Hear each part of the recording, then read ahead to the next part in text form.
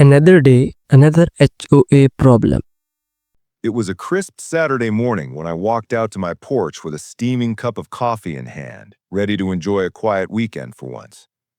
After months of late nights and classified meetings at work, I'd been looking forward to 2 peaceful days at my lakeside cabin.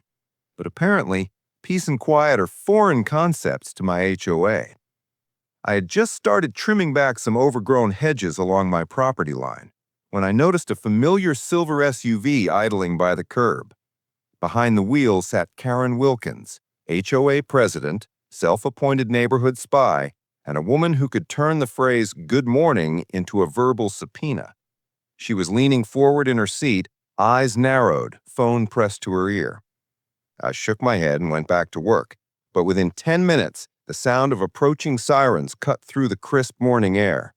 2 HOA-branded security vehicles, looking suspiciously like police cruisers, screeched to a halt in front of my driveway. Out stepped 3 uniformed officers, all wearing badges with HOA police stitched above them in gold letters. "Sir, drop the hedge trimmers and step away from the property," one of them barked. I blinked at him, then looked at the hedge trimmers in my hand like I'd accidentally been caught wielding a nuclear warhead. "Is this some kind of joke?" I asked. But Karen had already emerged from her SUV, a smug smile plastered across her face. "This man's been engaged in suspicious activity for the past half hour," she said, pointing at me. "Tampering with property lines, possible vandalism. I demand you arrest him." "Suspicious activity?" I repeated. "I'm cutting my own hedges, on my own land." The lead HOA cop stepped forward. "Sir, we have reason to believe this is common property. You'll need to come with us for questioning." Now here's where Karen made her biggest mistake. She had no idea who I was. I'd spent the last 15 years as a lead investigator for the state attorney general's office, specializing in fraud, forgery, and abuse of power.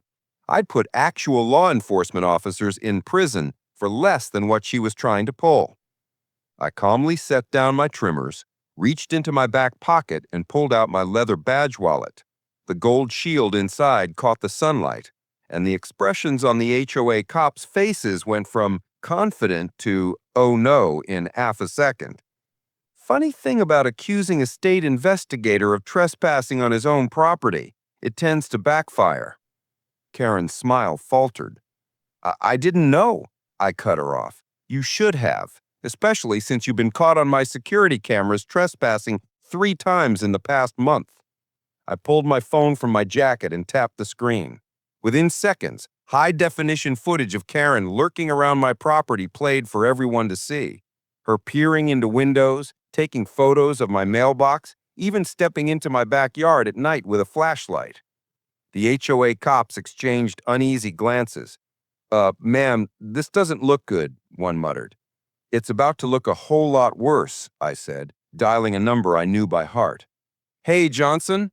Yeah, I've got an HOA president and 3 security guards impersonating police officers and attempting unlawful detainment. Mind sending a couple of real units down here?" By the time the county sheriff's cruisers rolled up 10 minutes later, Karen was shaking like a leaf. The deputies wasted no time collecting statements, confiscating the fake badges, and slapping Karen with charges for harassment, trespassing, and filing a false police report. As she was led to the back of the cruiser, she shouted over her shoulder, "This isn't over." "Oh, it's over," I said, smiling. "And when I'm done filing my own report with the state, your HOA is going to wish it never heard my name."